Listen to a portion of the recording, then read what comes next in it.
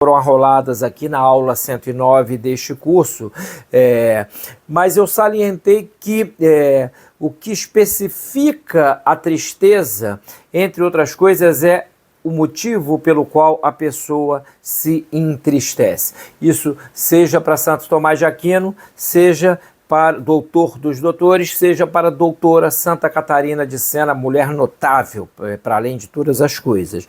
Então, são 5 lágrimas, tipos de lágrimas, ou seja, 5 tipos de pranto ocasionados por 5 maneiras em que a tristeza aflora na alma, só para não, para termos isso bem no nosso horizonte. O que ela chama de lágrimas de condenação, que são aquelas lágrimas vertidas pelo pecador empedernido, elas nascem do pecado e conduzem ao pecado. Lágrimas de temor servil, é o temor do castigo, é um começo de levantar-se de um estado deplorável. Eu me lembro de ter salientado que cada uma dessas lágrimas é uma etapa da vida espiritual de uma pessoa, segundo o que Deus revelou a Santa Catarina de Sena, e que implica um grau de um arco que vai desde a inconsciência do pecador empedernido, que não tem noção do tamanho do mal que realiza com seus atos, e neste sentido Cristo diz aquela frase ao Pai: Pai, perdoa-lhes, pois não sabem o que fazem. Até uma consciência que brilha intensamente na clara visão da própria debilidade da pessoa e da sublimidade do amor divino. Então, para não perdermos o fio da meada, lágrimas de condenação, pecaminosas, deploráveis, lágrimas de ódio, lágrimas de desespero, lágrimas de inveja, lágrimas de luxúria, antes ou durante ou depois do ato luxurioso, etc. Terceira lágrima é a lágrima de autocompaixão, que eu chamei na aula anterior de lágrima fruto do amor imperfeito.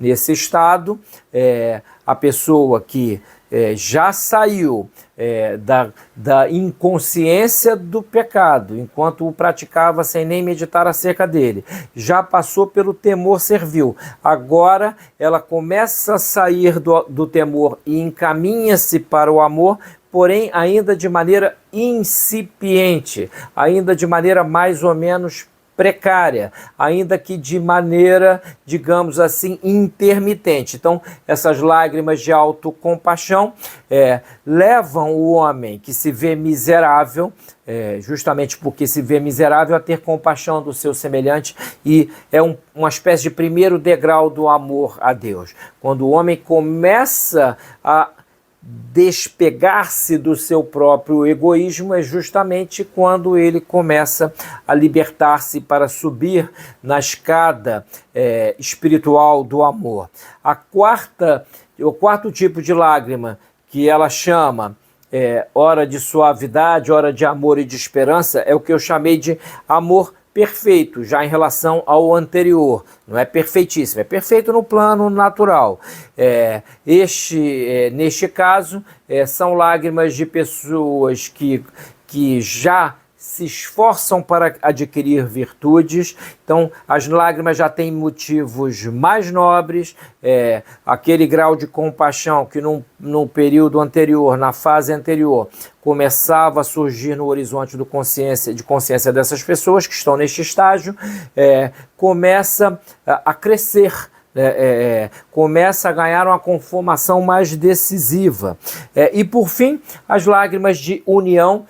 Recomendo aqui a quem eu estou mencionando, porque eu vou ler algo aqui do texto de Santa Catarina de Sena, só estou fazendo ao modo de recapitulação. Em caso de dúvida, aconselho a vocês que assinam a plataforma e fazem este curso, que se encaminhem lá para a aula 109 e vejam o que está dito ali.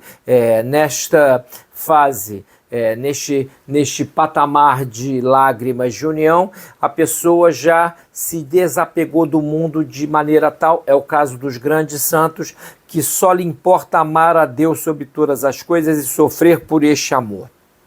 já não há queixumes de nenhuma espécie. Muito pelo contrário, há até uma certa alegria espiritual na dor daquele que se vê como que partícipe da dor do próprio Cristo em seu Calvário.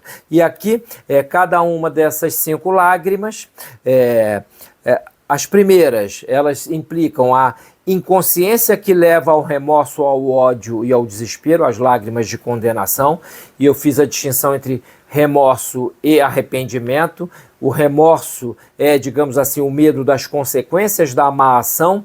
O arrependimento é a clara visão das causas com a consequente ida até elas para reparar os males feitos, ocasionados. Por isso que eu citei Judas. Judas devolveu as moedas com que vendeu Cristo por remorso. Se arrependesse, não apenas devolveria as moedas, como iria ao Cristo e lhe pediria perdão. Então, nas segundas lágrimas, nas primeiras há inconsciência máxima. É o estado de idiotia espiritual, digamos assim. No segundo, há um princípio de consciência das próprias falhas, com consequente temor das consequências, ou seja, dos castigos. Porque no primeiro caso, a pessoa não mede o castigo, seja que o castigo civil, como o castigo ao modo de consequências até psicológicas que sejam. Aqui, no segundo patamar, que são as lágrimas de temor servil, que nascem do temor servil, a pessoa já começa a ver que era muito pior do que imaginava e começa a vislumbrar certas consequências. Então ela continua no estado de medo. Ela começa a amar, porém é um amor mesclado de temor. As terceiras lágrimas, que são as lágrimas de autocompaixão, nelas rebrilha a consciência da própria imperfeição e das falhas. Ela chora na opinião de alguns teólogos, é justamente essa consciência da própria imperfeição que traz um choro, que representa a bem-aventurança dos que choram e que serão consolados. Nada melhor para um homem do que entender as suas imperfeições, porque se ele faz isto, significa que ele já está num vetor de humildade. O inconsequente sempre, necessariamente, é soberbo em algum grau. Aqui a pessoa vai deixando o egoísmo e chegando ao altruísmo. As quartas lágrimas representam a consciência da necessidade de uma entrega a Deus maior. Então aqui o padrão de amor já é efetivo, de fato. Assim como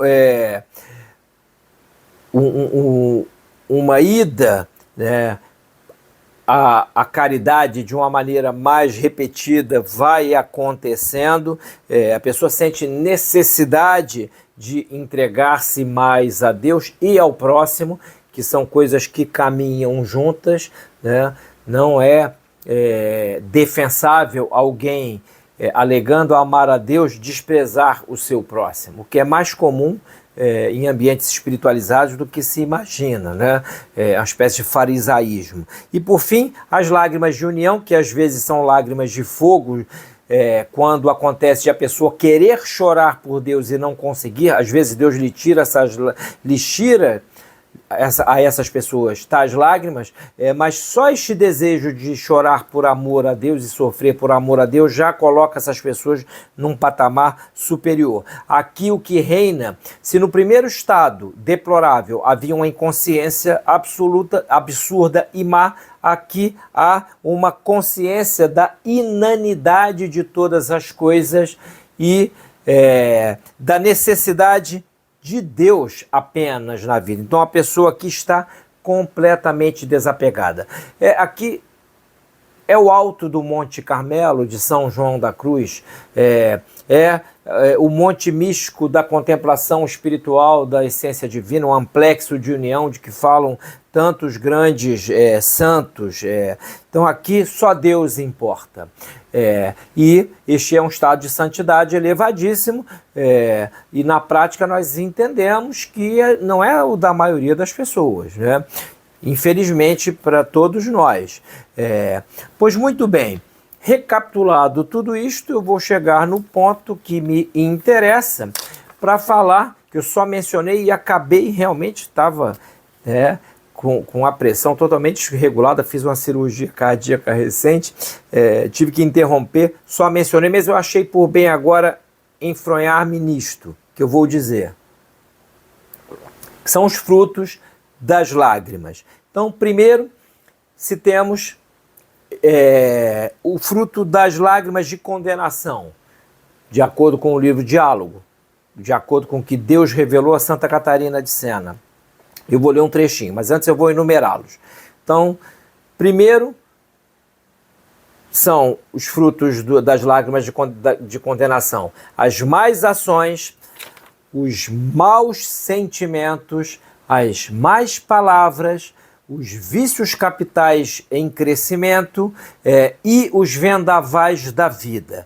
Neste último tópico, repito, frutos das lágrimas de condenação, daquelas lágrimas que não purificam o homem, mas o enlameiam ainda mais, porque são águas sujas que não lavam verdadeiramente. Más ações, maus sentimentos, más palavras, vícios capitais em crescimento e vendavais da vida. No caso dos vendavais da vida, há 4 enumerados pela grande doutora da igreja.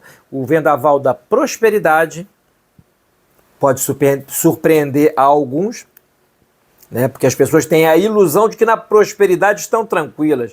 Lê do engano.